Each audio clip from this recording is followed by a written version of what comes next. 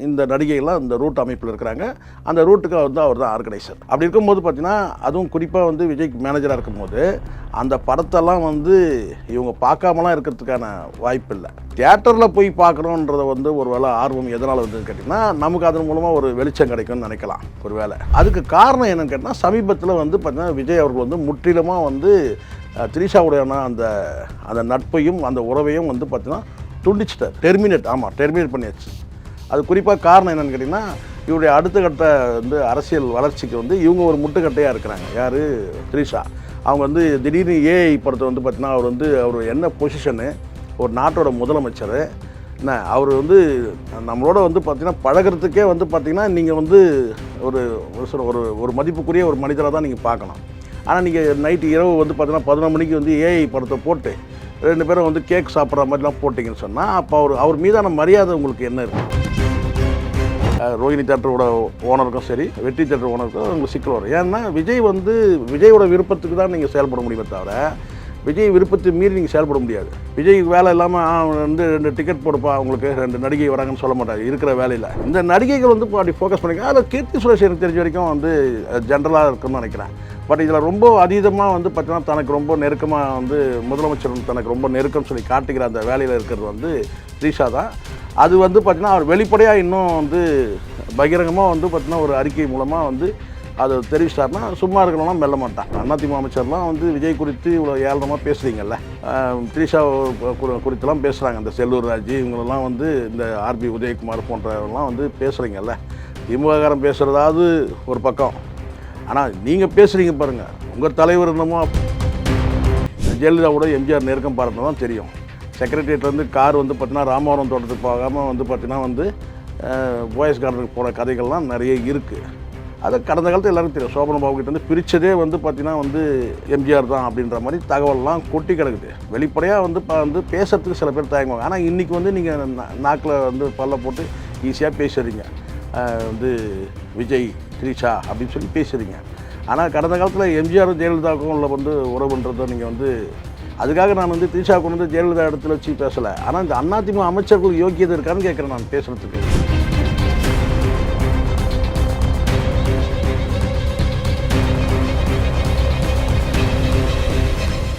Real one உறவுகளே, நடுநிலையோடு பொறுப்புடன் செய்திகளை வழங்கி பல லட்சக்கணக்கான மக்களின் நம்பிக்கையை பெற்ற நமது சேனலின் வளர்ச்சிக்கு உங்கள் ஆதரவு தேவை. இந்த ஊடக பயணம் தொடர்ந்து வலுப்பெற திரையில் தெரியும் QR கோட் ஸ்கேன் செய்தோ அல்லது டிஸ்கிரிப்ஷனில் உள்ள வங்கி விவரங்கள் மூலம் உங்களால் முடிந்த அளவு சப்போர்ட் செய்யுங்கள். உங்கள் ஒவ்வொரு ஆதரவும் நமது குரலை இன்னும் பல லட்சம் பேரிடம் கொண்டு செல்ல உதவும். சார், இப்போ ஜனநாயகன் திரைப்படம் வெளியான போது கீர்த்தி சுரேஷ், த்ரிஷா இவங்கெல்லாம் படம் பார்க்க வந்தது அப்படிங்கிறது இல்லை பார்க்கக்கூடாது அப்படிங்கிறதெல்லாம் தாண்டி இவங்க வர்றாங்களா, படம் பார்க்க வர்றாங்களா, அதுவும் பேரண்டோடலாம் வந்திருக்காங்களே அப்படிங்கிற மாதிரி சற்று விமர்சனத்தோட. அம்மாவோட போயிருப்பாங்க. அதான் அவங்க அப்பாவோட போயிருக்காங்க. ஓகே, இவங்கெல்லாம் அப்பாவை கூப்பிட்டு போக மாட்டாங்க. அவன் மொக்கையாக இருப்பான், அவனை கூப்பிட்டு போகணுங்க. அம்மா கூட அழகாக இருந்தால் கூப்பிட்டு போவாங்க கூட போயிருக்காங்க. அது கொஞ்சம் விமர்சனம் ஆச்சு. ரசிகைகளாக இருக்காங்க, படம் பார்க்க வந்திருக்காங்க அப்படிங்கிறதெல்லாம் தாண்டி இப்போ இவங்க வெளியில் படம் பார்க்கறதுக்கு உண்டான காரணம் என்ன அப்படிங்கிற மாதிரியான ஒரு விஷயத்தில் பார்க்க அவங்க என்ன சொல்ல வராங்கன்னா, நாங்கள் படமே பார்க்கல, இது ஜனநாயகன் படமே பார்க்கலன்னு சொல்கிறாங்க. அது உண்மை கிடையாது. ஏன்னா எப்படி இருந்தாலும் ஜெகதீஷோட அவங்களுக்கு நல்ல நெருக்கம் இருக்குது. 2 திரிஷாவுக்கும் சரி, ஜெகதீஷ் யார் தெரியும்ல, ஆமாம் மேனேஜரு சொல்கிறாங்கல்ல, ரூட் அந்த ரூட்டோட அமைப்போட இந்த நடிகைகள்லாம் இந்த ரூட் அமைப்பில் இருக்கிறாங்க. அந்த ரூட்டுக்கு அவர் தான் ஆர்கனைசர்.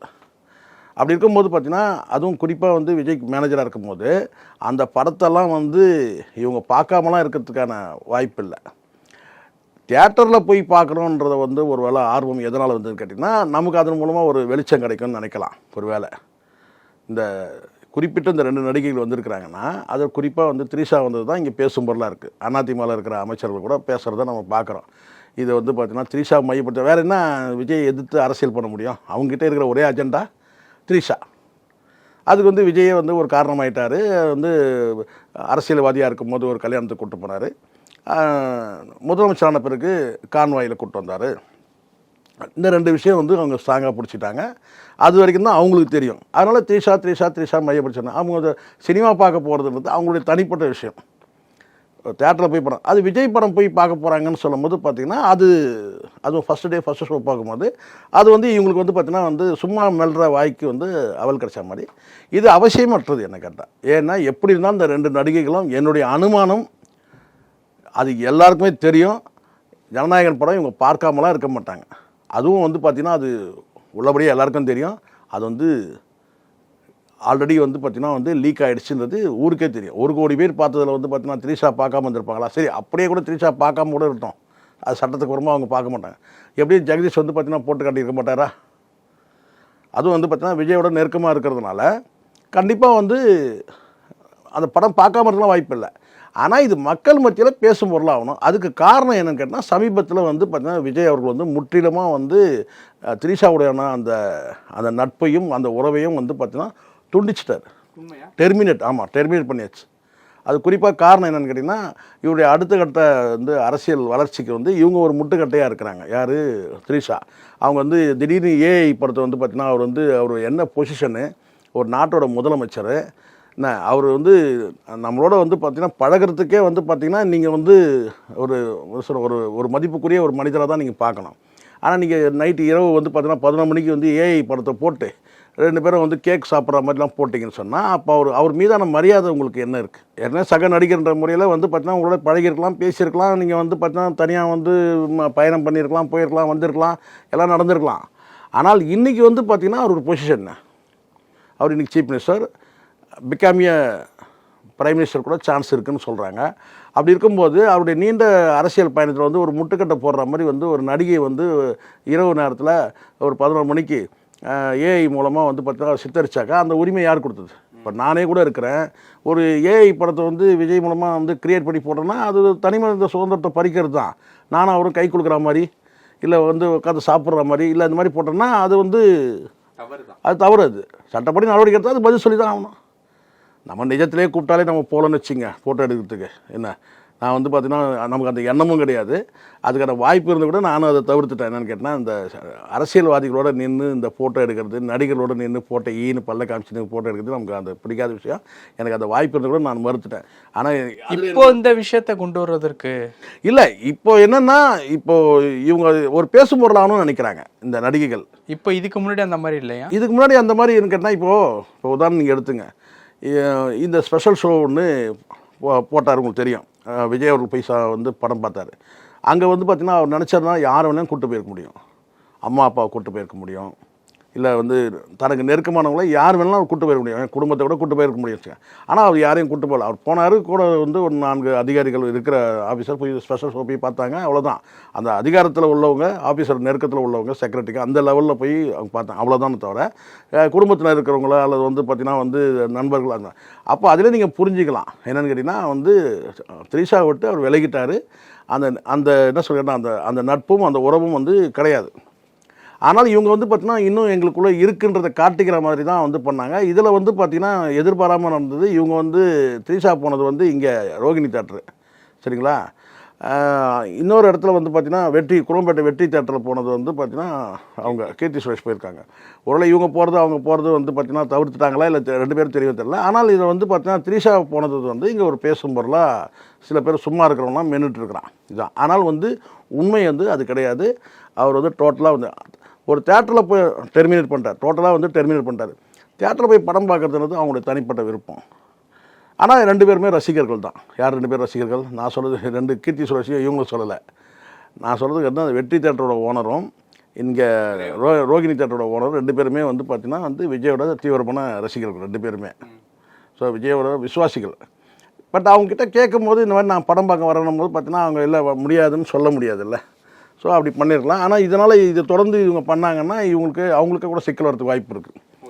ரோகிணி தேட்டரோட ஓனருக்கும் சரி, வெற்றி தேட்டர் ஓனருக்கும் அவங்களுக்கு சிக்கல் வரும். ஏன்னா விஜயோட விருப்பத்துக்கு தான் நீங்கள் செயல்பட முடியுமே தவிர விஜய் விருப்பத்தை மீறி நீங்கள் செயல்பட முடியாது. விஜய்க்கு வேலை இல்லாமல் வந்து 2 டிக்கெட் போடுப்பா அவங்களுக்கு 2 நடிகை வராங்கன்னு சொல்ல மாட்டார் இருக்கிற வேலையில். இந்த நடிகைகள் வந்து இப்போ அப்படி ஃபோக்கஸ் பண்ணிக்கலாம். அதில் கீர்த்தி சுரேஷ் எனக்கு தெரிஞ்ச வரைக்கும் வந்து ஜென்ரலாக இருக்குன்னு நினைக்கிறேன். பட் இதில் ரொம்ப அதீதமாக வந்து பார்த்தீங்கன்னா தனக்கு ரொம்ப நெருக்கமாக வந்து முதலமைச்சர் தனக்கு ரொம்ப நெருக்கம் சொல்லி காட்டுகிற அந்த வேலையில் இருக்கிறது வந்து த்ரிஷா தான். அது வந்து பார்த்தீங்கன்னா அவர் வெளிப்படையாக இன்னும் வந்து பகிரங்கமாக வந்து பார்த்தீங்கன்னா ஒரு அறிக்கை மூலமாக வந்து அதை தெரிவிச்சிட்டாருன்னா சும்மா இருக்கணும்னா மெல்ல மாட்டான். ஓகே, இப்போ இந்த மாதிரியான விஷயங்கள் இதுக்கு முன்னாடி அந்த மாதிரியான தமிழக அரசியல் இந்த முன்னாள் அமைச்சர்கள்லாம் வந்து பார்த்தீங்கன்னா இந்த விஷயத்த பேசுகிறது ஆச்சரியம், அதிர்ச்சி. ஏன்னா எம்ஜிஆர் அவர்களுக்கும் வந்து பார்த்தீங்கன்னா வந்து பல நடிகைகளோட அவருக்கு வந்து பார்த்திங்கன்னா அந்த நட்பும் உறவும் இருந்தது. ஒரு கட்டத்தில் வந்து பார்த்திங்கன்னா ஜெயலலிதாவோட வந்து பார்த்திங்கன்னா வந்து நெருக்கம் பாராட்டினார். அதுக்கப்புறம் சோபன் பாபுவோட வந்து பிரிஞ்சு வந்ததுக்கே காரணம் யார் வந்து எம்ஜிஆர்லாம் சொல்லுவாங்க. வரலாறுலாம் இருக்குது, அதில் நம்ம மூடி மறைக்கலாம் முடியாது. கடந்த காலத்தில் இப்போ இந்த அதிமுக அமைச்சர்லாம் வந்து விஜய் குறித்து இவ்வளோ ஏளனமாக பேசுகிறீங்கல்ல, த்ரிஷா குறித்தெல்லாம் பேசுகிறாங்க. இந்த செல்லூர் ராஜ் இவங்களெல்லாம் வந்து இந்த ஆர்பி உதயகுமார் போன்றவங்களாம் வந்து பேசுகிறீங்கல்ல. திமுககாரன் பேசுகிறதாவது ஒரு பக்கம், ஆனால் நீங்கள் பேசுகிறீங்க பாருங்கள், உங்கள் தலைவர் என்னமோ அப்படியே பவித்திரமான தலைவர் மாதிரியும் இல்லையா. ஊருக்கே தெரியும் எம்ஜிஆர் வந்து பார்த்தீங்கன்னா வந்து எப்படிப்பட்ட வந்து ஒரு இந்த மாதிரி விஷயத்தில் பலான விஷயத்தில் எப்படிப்பட்டவர் எல்லாருக்கும் தெரியும். ஜெயலலிதாவோட எம்ஜிஆர் நெருக்கம் பாராட்டினா தான் தெரியும்.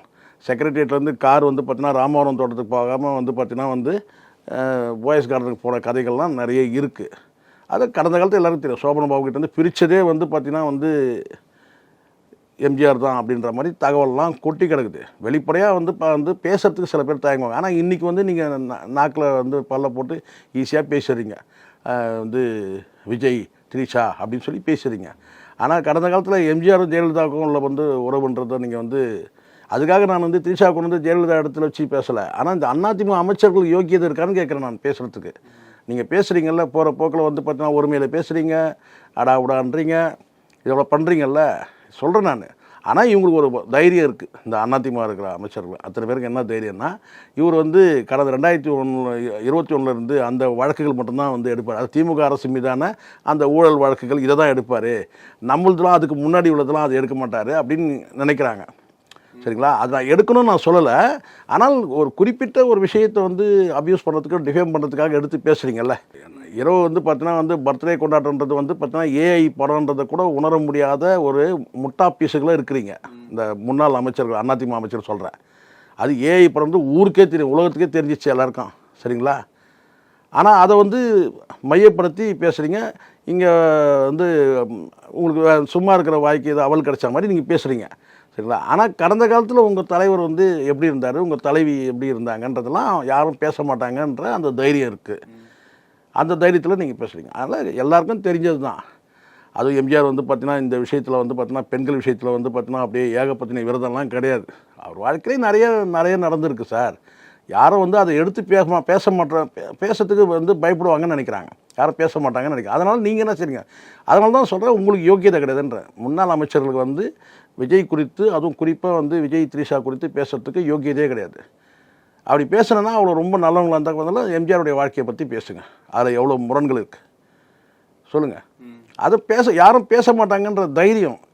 ஏன்னா இது எம்ஜிஆர் ஏன்னா புகழ்பெற்ற தலைவர்கள் இவங்களை வந்து பேசினாக்கா அவங்க தான் டேமேஜ் ஆவாங்க அப்படின்னு நினைக்கிறீங்க. ஆனால் அதனால் ஈஸியாக வந்து வெளிப்படையாக எடுத்து பேசலாம். கட்சிக்காரர் யாரும் பேச மாட்டான், டிவிக்காரங்க யாராவது பேசுவாங்களா? பேச மாட்டாங்க. சரியா? ஆனால் உள்ளபடியே வந்து பார்த்தீங்கன்னா அங்கேயும் வந்து பார்த்தீங்கன்னா உறவு இருந்துச்சு.